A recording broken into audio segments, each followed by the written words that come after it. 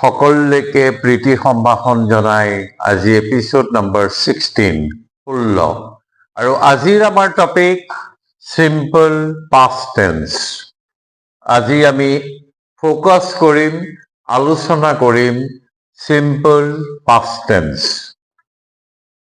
আৰু এই simple past টেন্সৰ আগত এই সিম্পল পাষ্ট টেন্সটো কেনেদৰে ইউজ হয়, তাৰ ভাৰ্বৰ প্যাটাৰ্ন কি, এই কথাবিলাক জনাৰ আগত আমি যেনেকৈ এখন থিয়েটাৰত নৃত্যনাটিকা আগতে আমি চাই লওঁ, তেনেকৈ আমি ভাৰ্বৰ পাষ্ট টেন্স ফৰ্মবিলাক কি আছিল আমি চাই ল'ব লাগিব।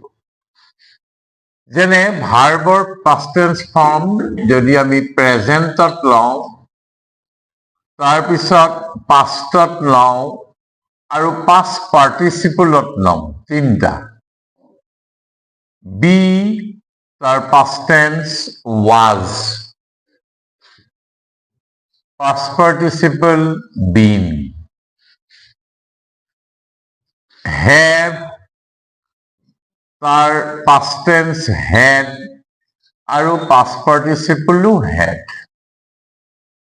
যদি আমি do লওঁ তেন্তে হলে past tense কি হ'ব? did আৰু তাৰ past participle done। যদিহে আমি write লওঁ তাৰ past tense wrote আৰু past participle written। যদি আমি verb by লওঁ past tense both, past participle both। যদি আমি verb লওঁ see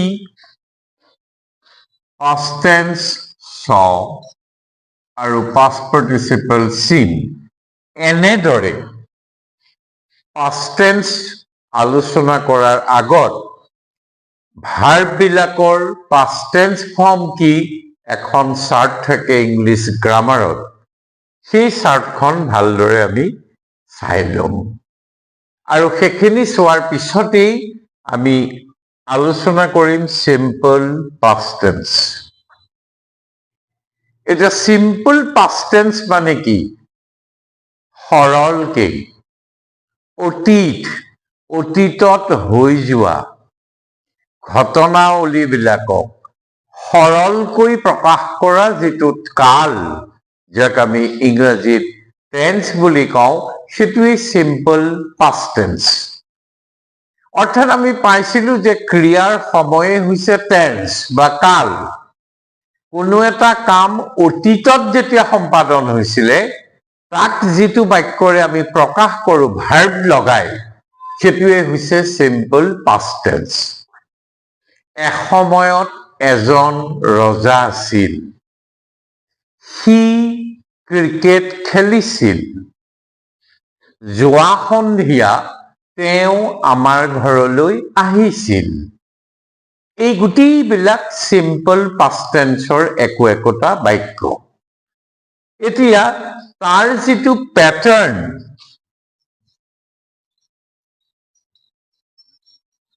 আমি জানি লম subject plus verb plus object থাকিলে অবজেক্ট প্লাস এক্সটেনশন, এফালে বাক্যটো গৈ থাকে। এতিয়া এই যে ভাৰ্বটো মই কোনটো ক'ব বিচাৰিছো, যিটো বুজাই তাৰ পাষ্ট টেন্স ফৰ্মটো। অবজেক্ট যদি থাকে অবজেক্ট, এক্সটেনশন মানে সেইটো কনফিউজ হ'ব নালাগে। যেনে আমি এটা বাক্য লম, he killed a tiger yesterday, ধৰি ললো he killed a tiger yesterday। হিটো হল ইয়াত সাবজেক্ট, ইয়াত ভাৰ্ব হৈছে কোনটো বাৰু? কিল, সেইটো পাষ্ট টেন্সত আছে। এ টাইগাৰ সেইটো হৈছে অবজেক্ট, এতিয়া যে আমি কৈছিলো এক্সটেনশন কোনটো সেই সাবজেক্ট ভার্ব অবজেক্ট এইকিটা বাদ দিলে অতিরিক্ত যিখিনি থাকে আমি ধৰি লম তাক আমি কম এক্সটেনশন বুলি এতিয়া মূল কথালে আহো past tenseৰ এটা সেন্টেন্স past tenseৰ এটা বাক্য গঠন কৰিবৰ কাৰণে এই প্যাটার্নটো আমি লব লাগিব subject plus verb plus object plus extension যেনে ফর এক্সাম্পল রাতুল সাবজেক্ট দিলু আৰু যেহেতু past tenseত আছে প্লে তাৰ past tense কি বাৰু played cricket last month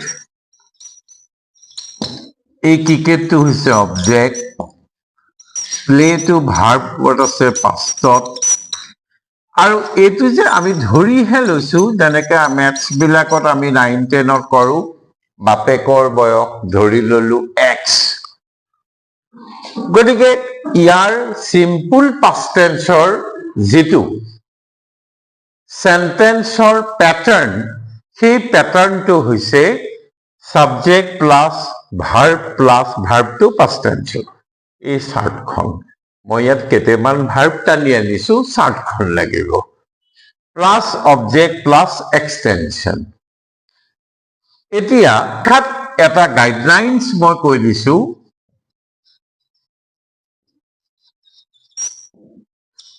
sentence বিলাকত যদি আমি yesterday লাস্ট লগোৱা যিকোনো যেনে last month last evening last year etcetera last লগোৱা যিকোনো once upon a time at one time recently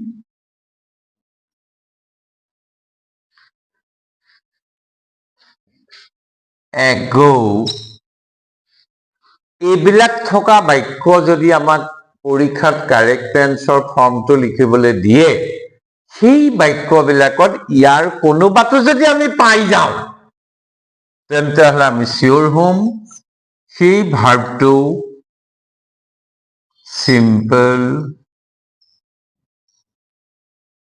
past tense আকৌ কৈছো বাক্যটো এনেকে পৰীক্ষাত চালু এইবিলাকৰ কোনোবা এটা আমি পাই গলো ইমান চিন্তা কৰি থকাৰ প্ৰয়োজন নাই কোনো স্ট্ৰেস লোৱাটো প্ৰয়োজন নাই আমি সিধা বুজি যাম যে ওইটো আছে নহয় সিম্পল পাস্ট টেন্স হ'ব যেনে ফৰ এক্সাম্পল এবাৰ এটা পৰীক্ষাত আহিছিলে মেট্ৰিক আৰু হায়াৰ সেকেন্ডাৰী দুইটা কোৱেশ্চন বেংক চাবলৈ প্ৰতিটো এপিসোডতে মই কৈছো চালে এই বাক্যটো পাই যাব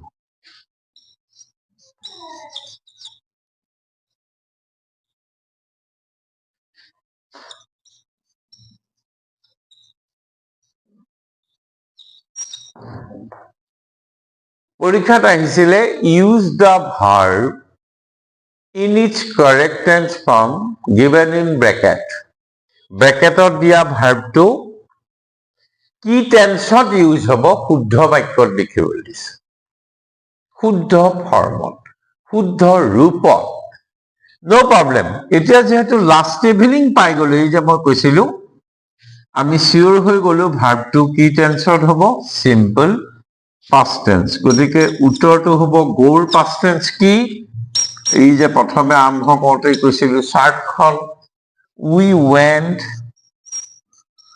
to the theater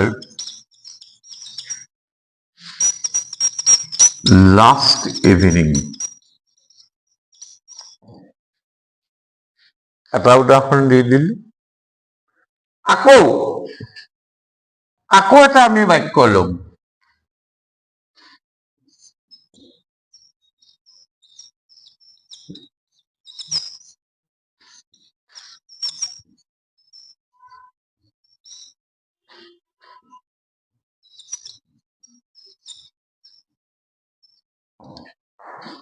I Beckett received the letter yesterday. যেহেতু yesterday পালো মই যে কৈছো symptoms simple past tense এই ভার্বটো simple past tense গতিকে তাৰ past tense form কি হ'ব I received past tense the letter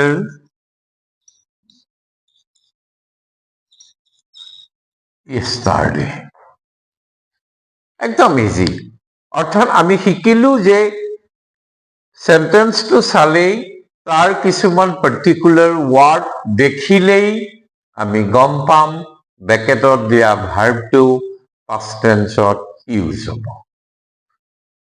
এবাৰ পৰীক্ষাত এটা ইন্টাৰেষ্টিং কুৱেশ্যন আহিছিলে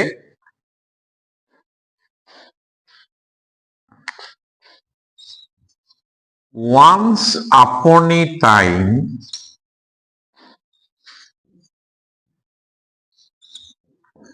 there ব্ৰেকেটত আছে BE a king named Asuka. Interesting. Once upon a time, there ব্ৰেকেটত be a king named Asuka. It is once upon a time to যে আমি পাই গলো index. আমি গম পাই গলো ভাৰ্বটো simple past tenseত হ'ব গতিকে এতিয়া উত্তৰটো কি হ'ব once upon a time there এতিয়া এই যে বি টো দিছিলো মই যে কৈছিলো বি past tenseৰ was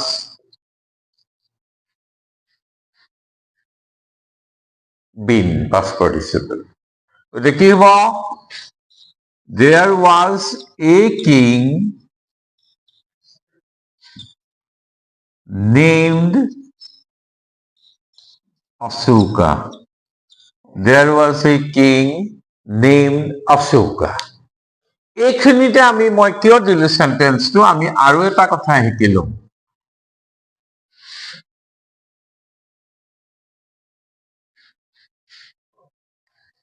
ধৰি ললো এটা বাক্য আহিল once upon a time there be few kings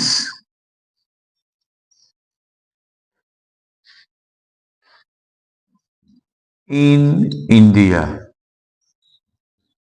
এটা বাক্যৰ অৰ্থটো কি আমি পিছলৈ যাম আমাৰ ফোকাসটো হৈছে টেন্সটো এটা যেহেতু once upon a time আমি গম পাই গলো simple past tense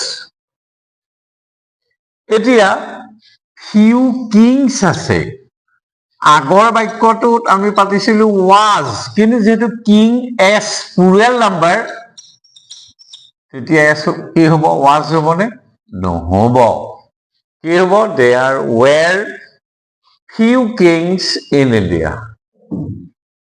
that is the difference অৰ্থাৎ there following যেটো noun singular হয় নে plural হয় তাৰ ওপৰতহে be ভাৰ্বটো নিৰ্ভৰ কৰিব that is the thing এবাৰ পৰীক্ষাত আহিছিল মেট্ৰিকত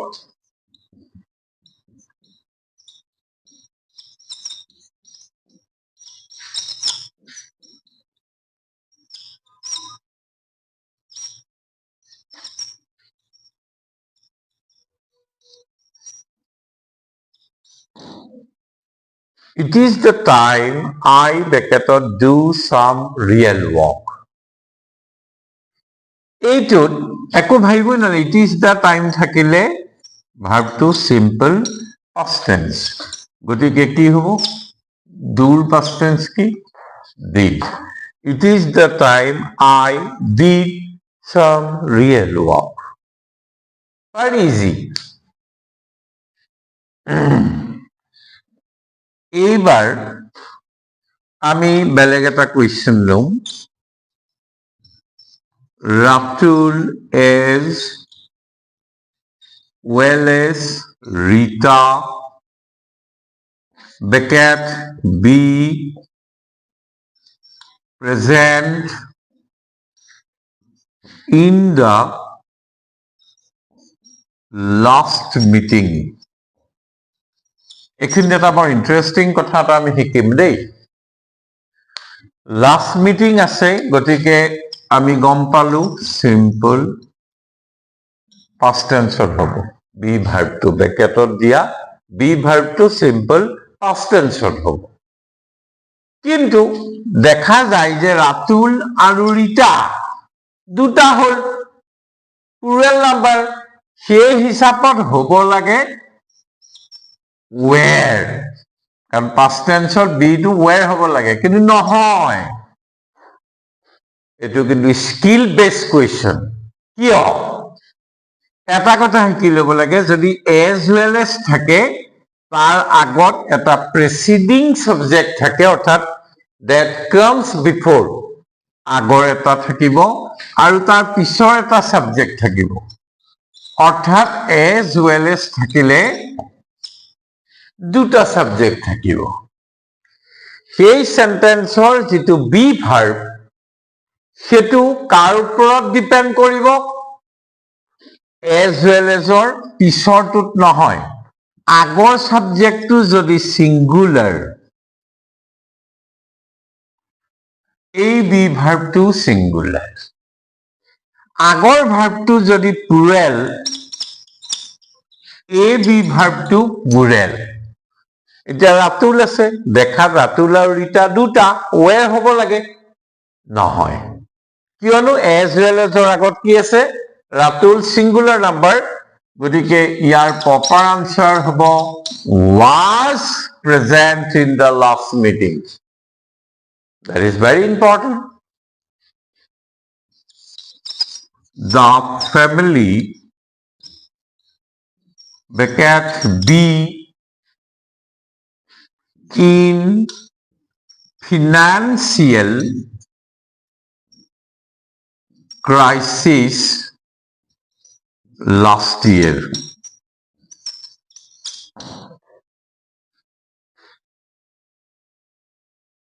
The family Beckett B in financial বা Indian pronunciation financial crisis last year. এতিয়া last year to পাই গলো আমি শিওর হলো সিম্পল পাস্ট টেন্স তাহলে বি ভার্বটো কি হ'ব এই সাবজেক্টটো চাব লাগে ফ্যামিলিটো কি নাম্বার কি ই এটা কালেক্টিভ নাউন আৰু collective nouns are always singular the family where হ'ব যেন লাগে ফ্যামিলি যেন বহুত ডাঙৰ আছে ধেৰ মানুহ কিন্তু এটা কালেক্টিভ নাউন এটা গ্ৰুপ এটা কয় যে তহঁতৰ শ্ৰেণীটো মহা ধুত্তম এনেকুৱা লাগে শ্ৰেণীটোত বহুত ল'ৰা-ছোৱালী আছে ক্লাছটোত কিন্তু হেতু নহয় গোটেইটোক এটা তহঁতৰ ক্লাছটো ইন্টেলিজেন্ট ইংলিশ কিন্তু your class is intelligent your class is intelligent এই যে ক্লাছটো দেখাত প্লুৰেল যেন লাগে বাহিৰৰ পৰা চালে কিন্তু ক্লাছৰ ভিতৰত বহুত আছে তাক কি সিঙ্গুলাৰলি ইউজ হৈছে তাক কয় কালেক্টিভ নাউন এতিয়া the family Beckettত be in financial crisis last year family to কি নাম্বাৰ দেখাত প্লুৰেল ফ্যামিলি এগাল মানুহ নো গোটেই গাল মিলি এটা ফ্যামিলি কথা কৈছে সিঙ্গুলার simple past tense কি হ'ব the family was in financial crisis very important thing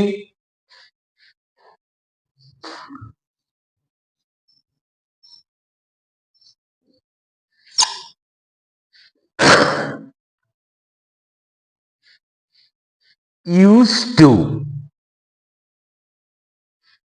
simple past tense of habitual action বা past habit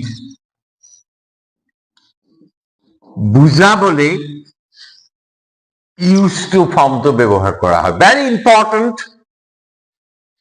মানুহজনে ৰাতিপুৱা নিতৌ খোজ কাঢ়িছিল, অতীতকাল কাঢ়িছিল, কিন্তু খোজ কঢ়া কামটো এটা অভ্যাস আছিল। গতিকে আমি ইংলিছত ইউজ কৰিব লাগিব the man used to walk. The man used to walk. মিনিংটো হ'ল মানুহজনৰ ৰাতিপুৱা খোজ কঢ়াৰ অভ্যাস আছিল, অৰ্থাৎ পাষ্ট হেবিট আছিল, হেবিচুৱেল একশ্যন আছিলে খোজ কঢ়াটো। এই বাক্যটো ইংলিছটো আমি বেলেগ প্ৰকাৰ লিখিব পাওঁ। The man was in the habit of walking. ইমান দীঘলকে নিলিখি সিম্পল পাষ্ট টেন্সত হেবিচুৱেল একশ্যন বা পাষ্ট হেবিট অতীতৰ অভ্যাস আছিল। মানুহটোৱে নিতৌ তাছ খেলিছিল। The man used to play at cards. মানুহজনৰ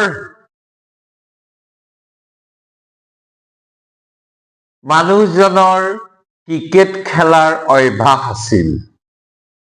যদি আমি ইংলিছ লিখিব লাগে বা ক'ব লাগে তেতিয়াহ'লে আমি ক'ম the man used to play cricket.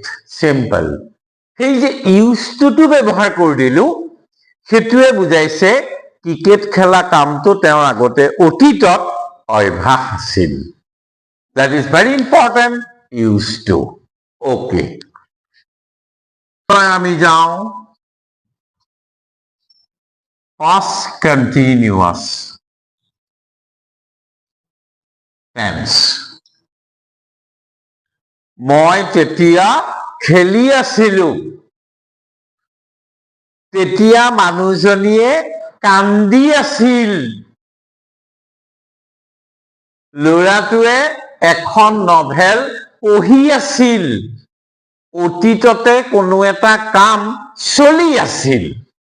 তেনে অৰ্থ বুজাবৰ কাৰণে past continuous tense ব্যৱহাৰ কৰা হয়।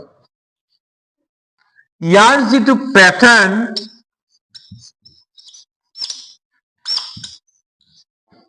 subject plus verb, ইয়াতে ব্ৰেকেটত লিখি দিছো ing, ইয়াত ভাৰ্ব আগত আৰু এটা আছে দেই, be verb plus main verb, কিন্তু সেইটোৰ লগত ing লগ লাগিব, plus object plus extension, object plus extension. যেনে for example, I past tense যেহেতু was playing cricket. I was playing cricket. I to হৈছে subject, be verb to হৈছে was, play মূল ভাৰ্ব আছিল, তাৰ লগত ing লগ লাগিল, ক্ৰিকেটটো এটা অবজেক্ট, এক্সটেনশন থাকিলে থাকিব, নাথাকিলে না। এইটো হৈছে পাষ্ট কন্টিনিউয়াছ টেন্সৰ প্যাটাৰ্ণ, সেন্টেন্সৰ প্যাটাৰ্ণ। যেনে যদি when থাকে, while থাকে, তেন্তে তাত সেন্টেন্সৰ পাৰ্ট দুটা থাকিব এটা সেন্টেন্সেই দুটা থাকিব যেনে for example when he came in I was reading when he came in I was reading এতিয়া মই সেন্টেন্সৰ যে দুটা পাৰ্ট থাকিব বুলি কৈছো when he came in এটা পাৰ্ট এটো হল 2 নম্বৰ পাৰ্ট হৈ গল এতিয়া এই came মানে কি টেন্সত ইউজ হৈছে simple past tense I was reading কিহত হৈছে past continuous এইটোৰ পৰা আমি এই ৰুলেই শিকিলো এই ৰুলটো শিকিছো যে when বা while থাকিলে সেন্টেন্স এটাই ইয়াৰ গোটেইটো এখিনিত শেষ দুটা পাৰ্ট থাকিব তাৰে যোন এটাত যদি সিম্পল পাস্ট হয় আনটোত past continuous হ'ব হেতুই গ্ৰামাৰৰ নিয়ম আকৌ কৈছো when while যদি থাকে সেন্টেন্সৰ দুটা পাৰ্ট থাকিব তাৰে এটা পাৰ্টত সিম্পল পাস্ট হলে আনটো পাৰ্টত past continuous হ'ব এবাৰ এটা পৰীক্ষাৰ মেট্ৰিকত আহিছিলে আমি সেই কথাটো প্ৰেক্টিস কৰিলে আমি গম পাই যাম he jumped off the bus while it bracketed move এতিয়া আমি while it moved while আছে গতিকে এটা ভার্ব কোনটো এটা part hall he jumped of the বাস এটো কিহত আছে jumped simple EDD past tense আৰু হিফালে কি হ'ব তেন্তে ওলাই গল past continuous অকলু ৰুলটো hall when while থাকিলে সেন্টেন্সৰ দুটা পার্ট থাকিব দুটা পার্টত দুটা ভার্ব থাকিব এটা যদি সিম্পল পাস্ট হয় আনটো past continuous হ'ব that is the rule of grammar যেনে এটো কি হৈ যাব he jumped off the bus while it was moving এইখিনি আছিলে আজি আমি এপিসোডত সিম্পল পাস্ট আৰু past continuous শেষ কৰিলো সময়ৰ প্ৰতি লক্ষ্য ৰাখি অহা এপিসোডত আমি past perfect continuous শেষ কৰি past tense টো আমি বিদায় দিম সকলোকে প্ৰীতি সম্ভাষণ জনাই আজিৰ এপিসোড ইমানতে সামৰিছো ধন্যবাদ